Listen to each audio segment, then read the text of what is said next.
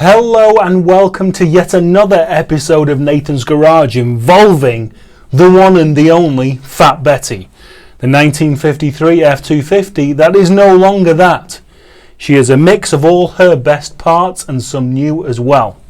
So up until now we have been working in the last episode on bedsides, raising fenders, and we mocked up the running board down here.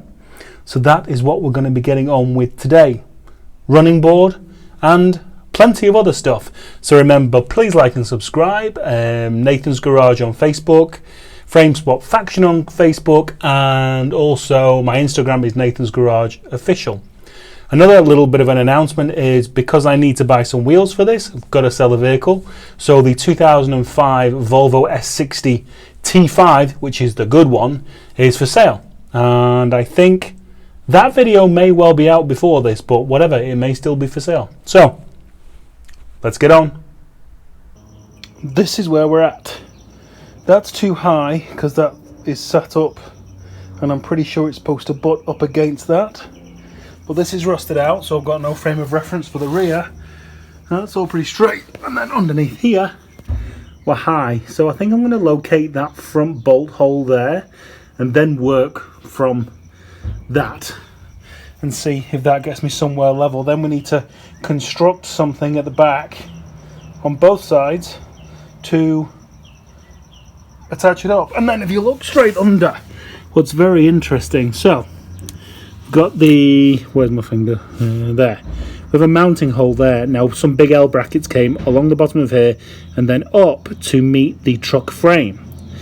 Now if you notice, this is the Mountaineer frame and that is all fairly level.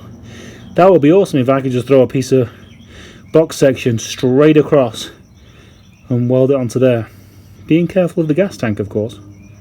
But yeah, possibilities. The front part of the running board is bolted in. Two bolts kind of line up, I assume.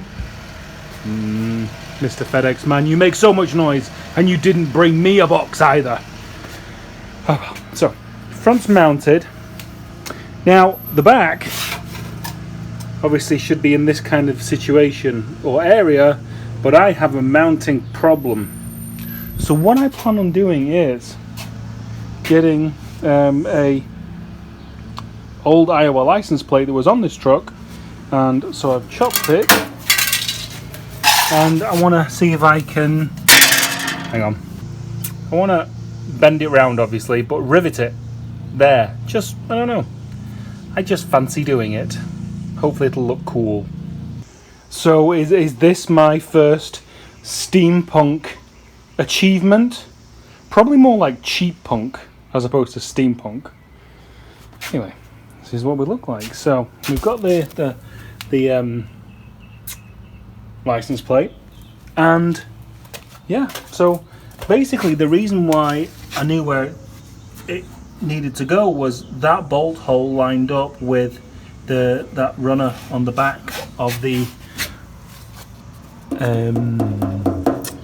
step itself. So it's actually in. I've got to do the two outriggers, but what I think I'm going to do now is I'm probably going to put some lacquer on here before, clear lacquer, just to seal it.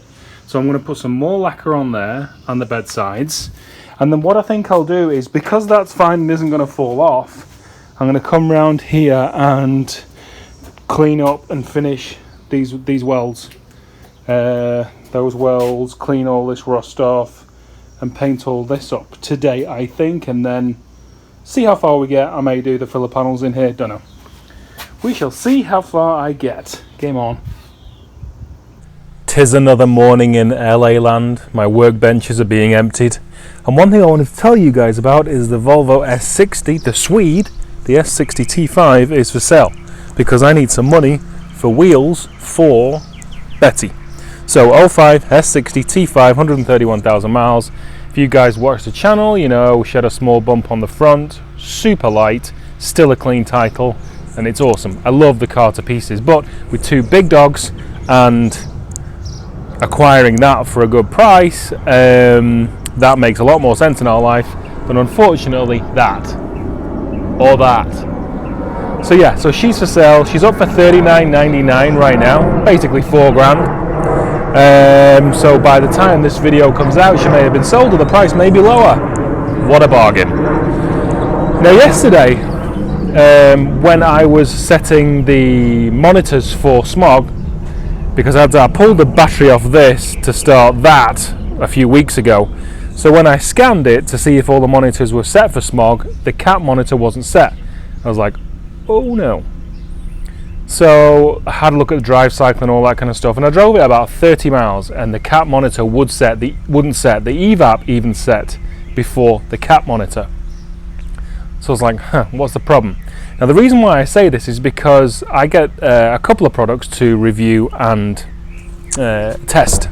Now I don't like review videos. I don't want a whole video dedicated to something that I may use 10% of the time, but the company, let's pull this in, hopefully we'll be able to see.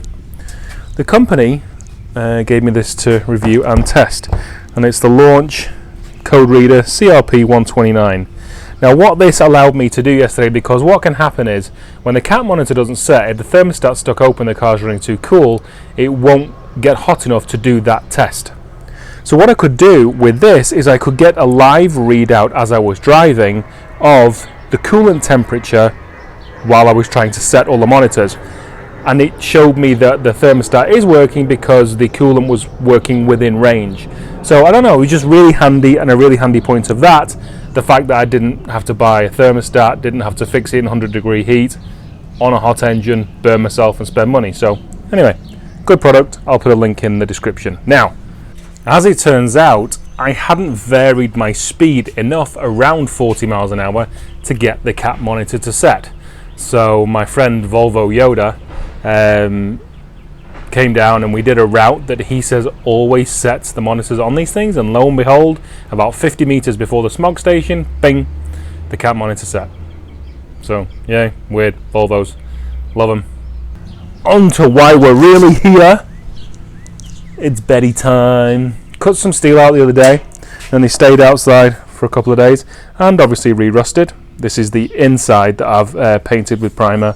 That's the outside, which is going to be obviously painted when I weld it in. So we're going to be doing bedsides today, and then depending on how long that takes, remove more rust from around here, paint, and do passenger seatbelts. Game on.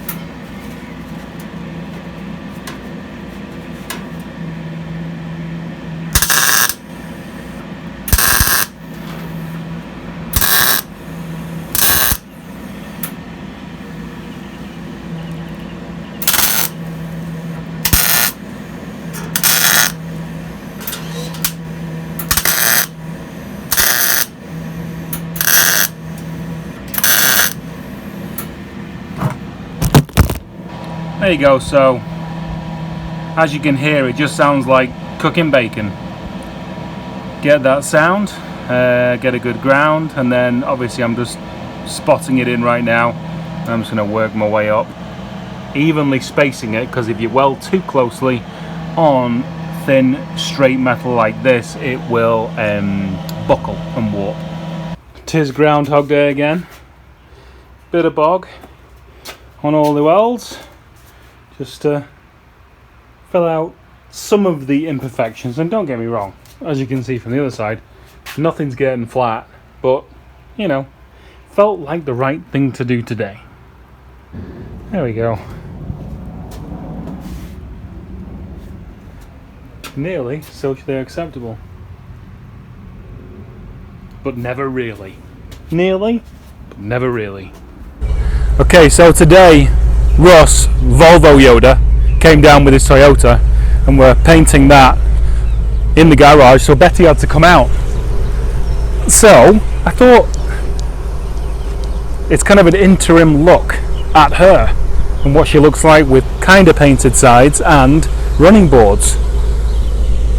She looks bloody awesome, to be honest with you. I'm so happy with that.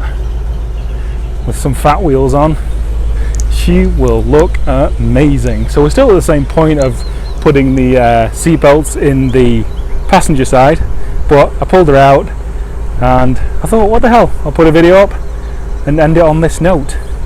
So she's looking good, and we shall have more progress next video. See you in a couple of days. Thanks for watching.